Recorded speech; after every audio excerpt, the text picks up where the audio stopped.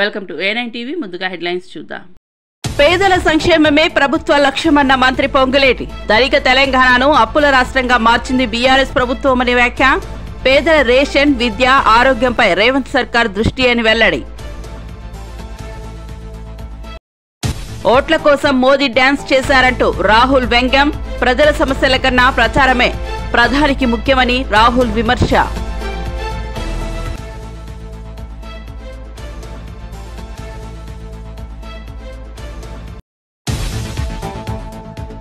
తుఫాన్ బాధితులకు అండగా ఉంటామన్న మంత్రి కొల్లు రవీంద్ర.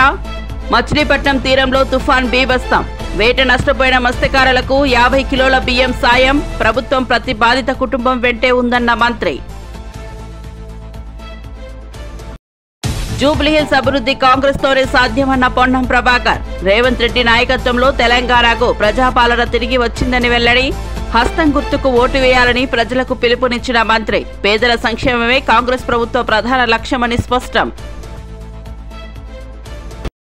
ఇక వార్త వివరాల్లోకి వెళ్తే మంత్రి పొంగులేటి శ్రీనివాసరెడ్డి మాజీ పాలకులపై విరుచుకుపడ్డారు. గత పాలకులు ధనిక తెలంగాణను అప్పుల తెలంగాణగా మార్చారని, 10 సంవత్సరాలు అధికారంలో ఉన్న పేదలకు ఇల్లు ఇవ్వలేకపోయారని విమర్శించారు. ఇప్పుడు సీఎం రేవంత్ రెడ్డి నాయకత్వంలోని ఇందిరమ్మ ప్రభుత్వం అర్హులైన ప్రతి ఒక్కరికి ఇల్లు నిర్మిస్తుందని తెలిపారు. పేదల సంక్షేమం కోసం ప్రభుత్వం అనేక పథకాలను ప్రారంభించిందని పేర్కొన్నారు. రేవంత్ సర్కార్ సంక్షేమమే తమ ప్రాధాన్యమని, పేదలకు ఇల్లు, రేషన్, విద్య, ఆరోగ్యం వంటి సౌకర్యాలు అందించేందుకు కృషి చేస్తోందన్నారు. తెలంగాణను అప్పుల బారి నుంచి బయటకు తీసుకురావడమే ఈ ప్రభుత్వ ప్రధాన ధ్యేయమని చెప్పారు. ఇందాక మిత్రులు చెప్పినట్లు అది 200 యూనిట్లు ఉచిత కరెంటు కావచ్చు, సన్న బియ్యం కావచ్చు, ఆడబిడ్డలు ఎంత దూరం ప్రయాణం చేసినా ఉచిత ప్రయాణం ఆర్టీసీ బస్సులో కల్పించిన సంక్షేమం కావచ్చు, వైద్యానికి, విద్యకి ఈ ప్రభుత్వం వేసిన పెద్ద పీట కావచ్చు. అంతేకాదు ఆనాడు 10 సంవత్సరాల్లో పేదవాళ్లకి చిన్న కోరిక ఒక ఇల్లు కట్టుకోవాలనే కోరిక.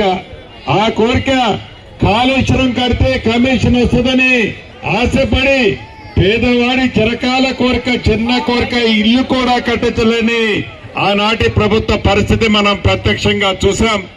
ఈనాడు ఏదైతే గౌరవ ముఖ్యమంత్రి రేవంత్ రెడ్డి గారి నాయకత్వంలోని మన ప్రభుత్వం సంక్షేమ కార్యక్రమాలతో పాటు పేదవారికి ఇచ్చిన హామీలో భాగంగా తప్పకుండా అర్హులైన ప్రతి పేదవాళ్లకి ఇందిరమ్మ ఇల్లు ఇవ్వటమే కాకుండా ఆనాడు స్వర్గీయ జనార్దన్ రెడ్డి గారు ఈ ప్రాంతానికి ప్రాతినిధ్యం వహించినప్పుడు అనేక మంది పేదవాళ్లకి ఇళ్ల స్థలం ఇచ్చారు. ఆనాడు ఇళ్ల స్థలాలు కూలగొట్టే పరిస్థితి ఉంటే బీహార్ ఎన్నికల ప్రచారంలో కాంగ్రెస్ అగ్రనేత రాహుల్ గాంధీ ప్రధాని నరేంద్ర మోదీపై ఘాటు విమర్శలు చేశారు. మీ ఓట్ల కోసం మోదీని డ్యాన్స్ చేయమంటే వేదికపైనే డ్యాన్స్ చేస్తారంటూ వ్యంగ్యంగా అన్నారు. ఛత్ పూజ సందర్భంగా ప్రజలు కాలుష్యంతో నిండిన యమునా నదిలో పూజలు చేస్తుంటే మోదీ ప్రత్యేకంగా తయారు చేసిన స్విమ్మింగ్ పూల్లో స్నానం చేస్తున్నారని రాహుల్ వ్యాఖ్యానించారు. ప్రజల సమస్యల కన్నా ప్రచారమే ప్రధానికి ముఖ్యమని అన్నారు. బీహార్ ప్రజలు మోసపోవద్దని, కేంద్ర పాలనలో ఉన్న అసమానతలను గమనించాలని పిలుపునిచ్చారు. अगर आप कहोगे नरेंद्र मोदी जी आप ऐसा ड्रामा करो, वोट के लिए वो कर देंगे, जो भी करवाना है करवा लो। मैं कह रहा हूं आप उनको कहो कि देखो भैया हम आपको वोट देंगे, आप स्टेज पे आके नाच लो, वो नाच लेंगे, नाच लेंगे। कह रहा आप कोशिश करो, मोदी जी आइए स्टेज पे आइए, भाषण मत दीजिए, डांस कर दीजिए, हम आपको वोट देंगे, देखना कर देंगे। जो भी करवाना है करवा लो चुनाव से पहले, जो भी करवाना है चुनाव से पहले करवा लो। चुनाव के बाद नरेंद्र मोदी नहीं दिखाई देंगे। चुनाव के बाद नरेंद्र मोदी जी अंबानी जी की शादी में दिखाई देंगे, सूट बूट वालों के साथ दिखाई देंगे, किसानों के साथ, मजदूरों के साथ नहीं दिखाई देंगे। इसीलिए वो आपकी वोट चोरी में लगे हुए हैं, क्योंकि वो चाहते हैं कि भैया ये भी बीमारी खत्म कर दो, इलेक्शन वाली बीमारी। मैं आपको बता रहा हूं, महाराष्ट्र में इन्होंने चुनाव चोरी किया है, हरियाणा में इन्होंने चुनाव चोरी किया है। और ये बिहार में पूरी कोशिश करेंगे, मैं बता रहा हूं आपको, पूरी कोशिश करेंगे कि बिहार में बिहार की आवाज की सरकार ना बने। ये लगे हुए हैं, एसआईआर का यही मतलब है। तो आपको पूरा दम लगाकर, बिहार के युवाओं को पूरा दम लगाकर हर व्यक्ति को बाहर निकालकर वोट डालना है महागठबंधन के लिए।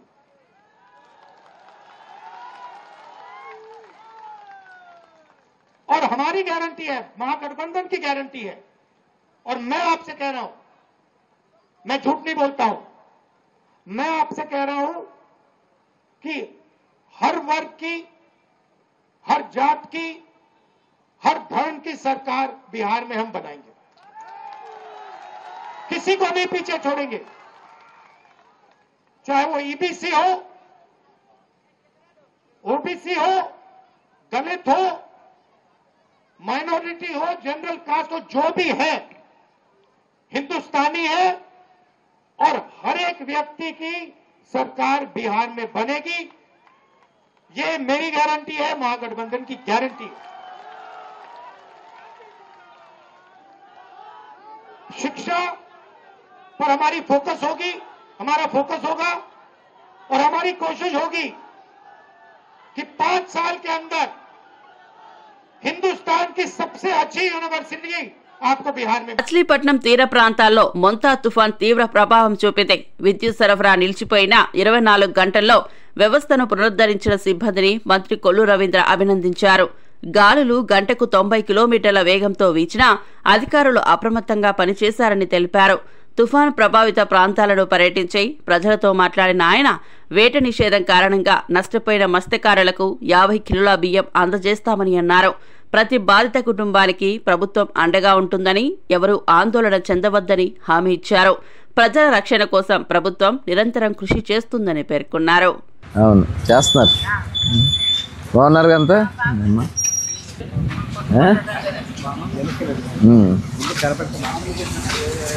వెనకరా నువ్వు కూడా. ఎట్టున్నారు వర్షాలకి? ఇంకెక్కడి దాకా వెళ్దామా? పైదాకా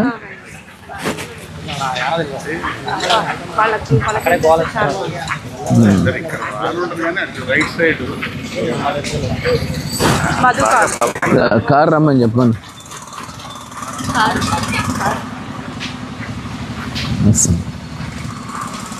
అమ్మా ఎలా ఉన్నారు? అయిపోయిందిలే, తుఫాన్ అయిపోయిందిలే. అది వర్షం ఉంటుందేమో చూద్దాం.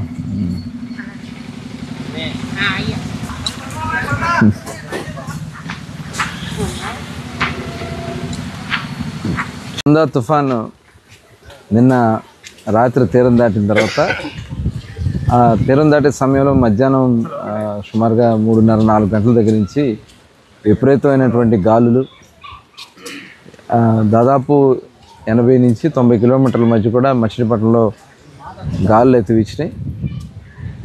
మరి ఆ గాలులకి పెద్ద ఎత్తున చెట్లన్నీ కూడా పడిపోయినాయి. గౌరవ ముఖ్యమంత్రి చంద్రబాబు నాయుడు గారు కూడా నిన్నటి నుంచి కంటిన్యూస్గా మానిటర్ చేస్తూ, ఎప్పటికప్పుడు టెలికాన్ఫరెన్స్లో రివ్యూ చేస్తూ పరిస్థితులన్నీ కూడా వారు అందరినీ అప్రమత్తం చేయడం జరిగింది.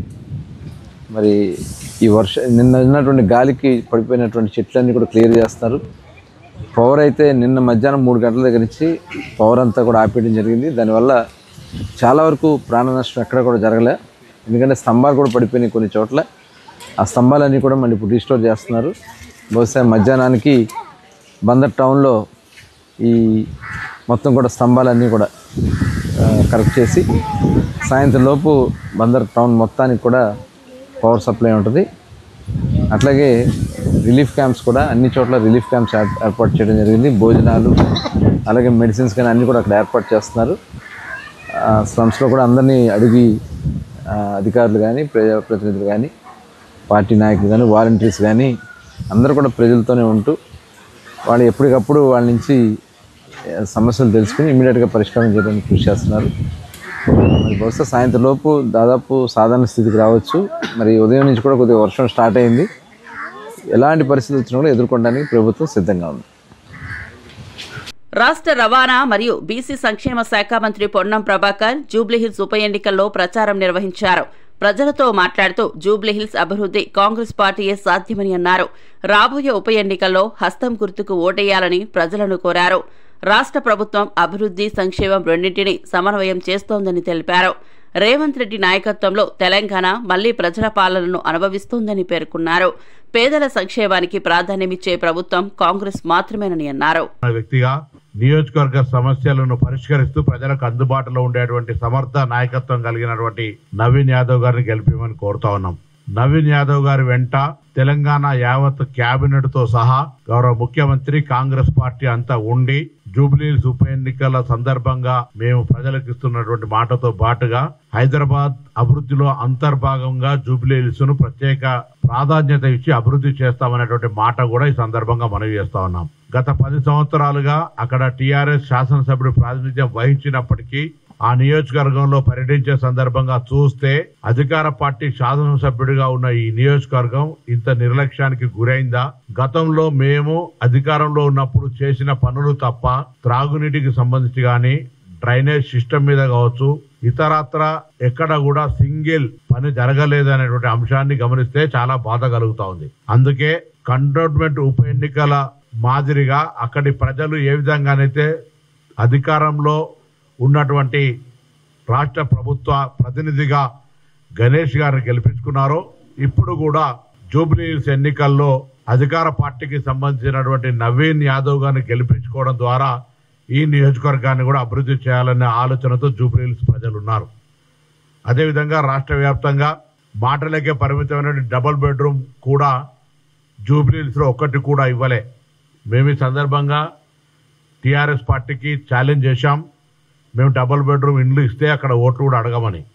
జూబ్లీహిల్స్ లో ఒక డబుల్ బెడ్రూమ్ కూడా ఇవ్వలే, ఒక్క రేషన్ కార్డు ఇవ్వలే.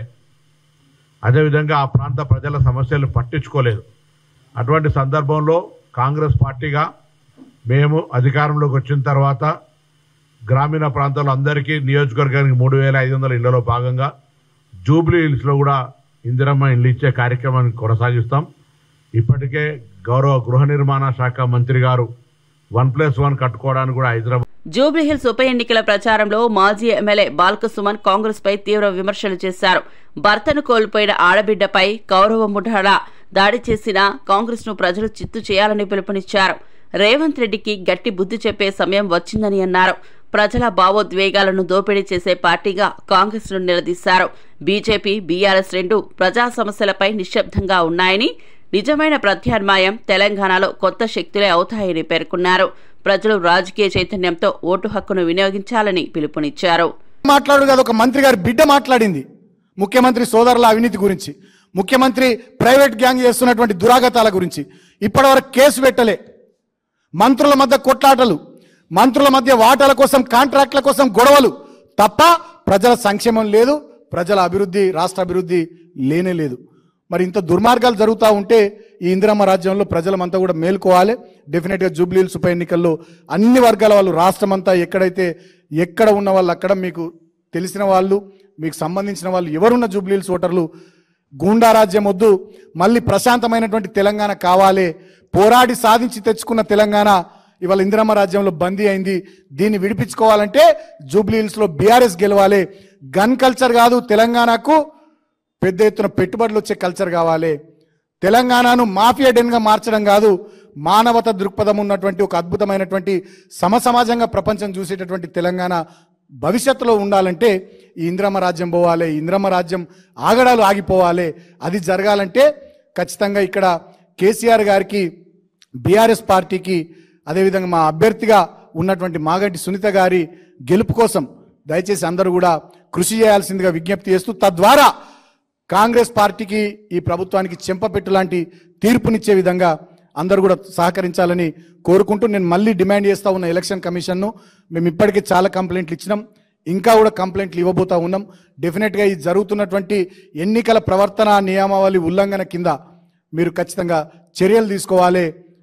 పోలీసులు కూడా మేము 20-30 మంది ప్రచారం చేస్తున్నా వచ్చి అడ్డుకోవడం, వచ్చి కాంగ్రెస్ పార్టీ ఏజెంట్ల లాగా కొంతమంది పోలీసులు ప్రవర్తిస్తున్నటువంటి తీరును కూడా ఇవాళ ప్రజలు గమనిస్తూ ఉన్నారు. ఈ పద్ధతులన్నీ మార్చుకోవాలి, మలుచుకోవాలి. ఒక ఆడబిడ్డ మీద, భర్తను కోల్పోయిన ఒక ఆడబిడ్డ మీద ఇవాళ ఇంతమంది ఎమ్మెల్యేలు, మంత్రులు, ముఖ్యమంత్రి మొత్తం కాంగ్రెస్ పార్టీ దిగి ఆమెను ఓడగొట్టాలని చేస్తున్నటువంటి ఈ ప్రయత్నాన్ని దయచేసి ప్రజానికం అడ్డుకొని కాంగ్రెస్ పార్టీకి బుద్ధి చెప్పాలి. సునీతమ్మని గెలిపించి తెలంగాణలో ఇందిరమ్మ రాజ్యం కాదు, మళ్ళీ పాత కేసీఆర్ రాజ్యమే రావాలని చూపెట్టాలని చెప్పి సందర్భంగా నేను విజ్ఞప్తి చేస్తా ఉన్నా. జూబ్లీహిల్స్ ఉప ఎన్నికను దృష్టిలో ఉంచుకుని కాంగ్రెస్ పార్టీ హడావిడిగా వ్యవహరిస్తోందని బీజేపీ ఎంపీ డీకే అరుణ విమర్శించారు. ఎన్నికల్లో ఓటమి భయంతోనే అజారుద్దీన్ కు మంత్రి పదవి ఇస్తున్నారని అన్నారు. ఎన్నికల నియమావళి అమల్లో ఉన్న సమయంలోనే ప్రమాణ స్వీకారం చేయించడం చట్టవిరుద్ధమని వ్యాఖ్యానించారు. వీళ్ళు ఎంతగా భయపడుతున్నారో ఈ ఎన్నికల పక్క 11వ తేదీ నాడు ఎన్నికలుంటే జనరల్గా ఎన్నికలు జరుగుతున్నప్పుడు, ఉప ఎన్నిక జరుగుతున్నప్పుడు రాష్ట్రంలో కోడ్ అమల్లో ఉంటుంది. ఇటువంటివి చేయడానికి వీలు ఉండదు. కానీ ఇది జూబ్లీ హిల్స్ వరకే పరిమితం. ఎన్నికల కోడ్ జూబ్లీ హిల్స్ వరకే ఉంది కాబట్టి మేము మంత్రివర్గాన్ని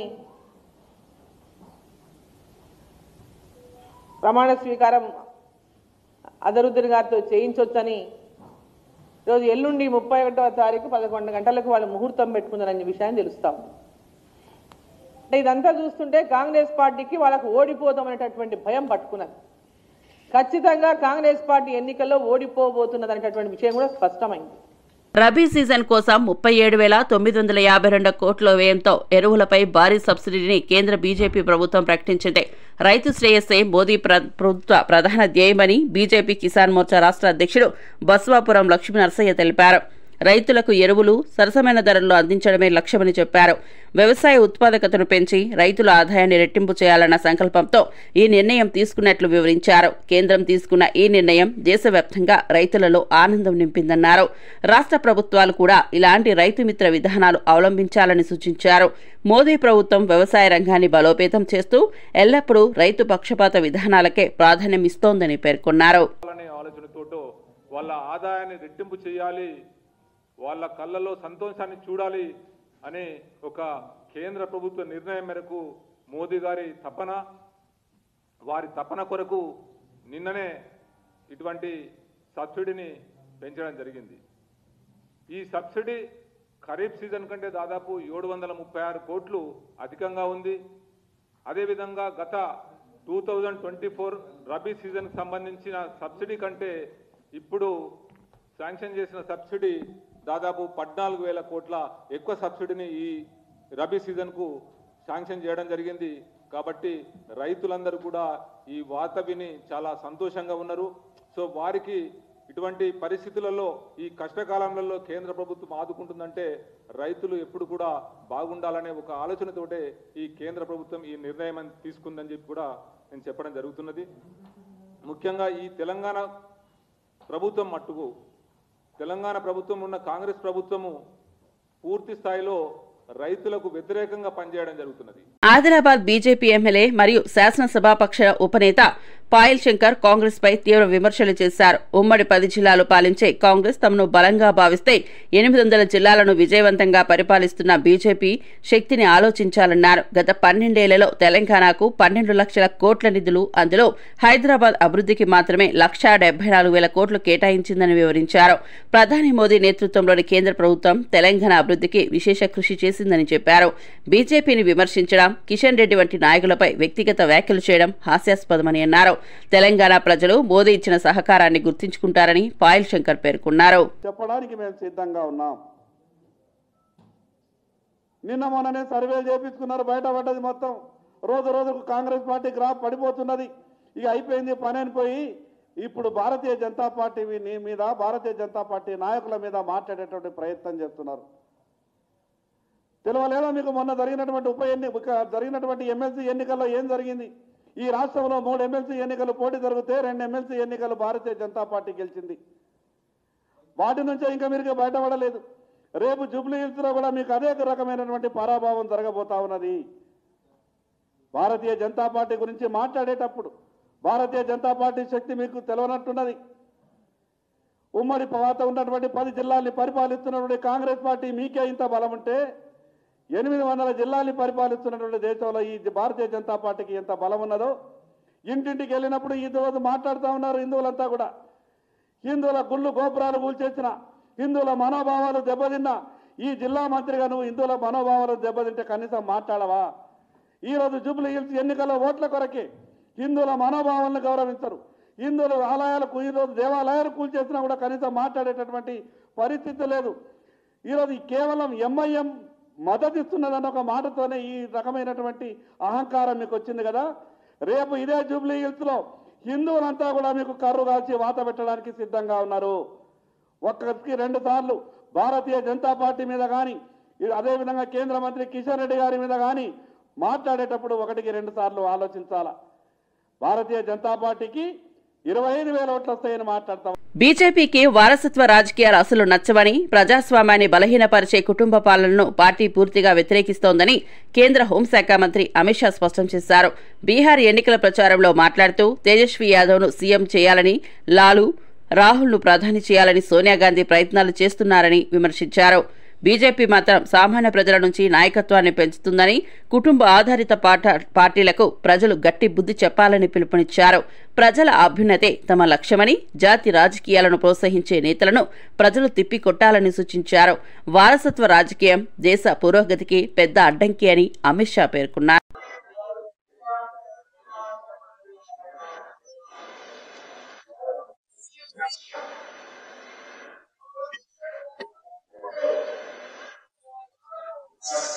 Sadasma. Zipper.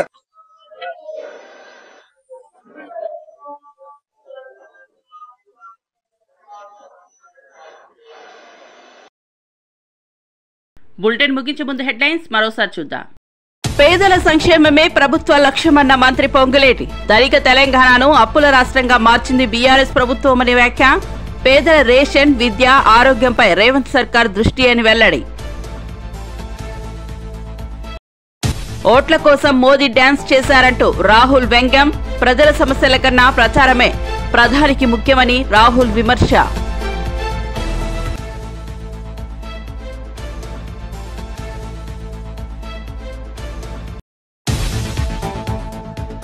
తుఫాన్ బాధితులకు అండగా ఉంటామన్న మంత్రి కొల్లు రవీంద్ర. మచిలీపట్నం తీరంలో తుఫాన్ బీభత్సం. వేట నష్టపోయిన మత్స్యకారులకు 50 కిలోల బియ్యం సాయం. ప్రభుత్వం ప్రతి బాధిత కుటుంబం వెంటే ఉందన్న మంత్రి. జూబ్లీహిల్స్ అభివృద్ధి కాంగ్రెస్ తోనే సాధ్యమన్న పొన్నం ప్రభాకర్. రేవంత్ రెడ్డి నాయకత్వంలో తెలంగాణకు ప్రజాపాలన తిరిగి వచ్చిందని వెల్లడి. హస్తం గుర్తుకు ఓటు వేయాలని ప్రజలకు పిలుపునిచ్చిన మంత్రి. పేదల సంక్షేమమే కాంగ్రెస్ ప్రభుత్వ ప్రధాన లక్ష్యమని స్పష్టం. మరిన్ని అప్డేట్స్ కోసం చూస్తూనే ఉండండి A9 TV.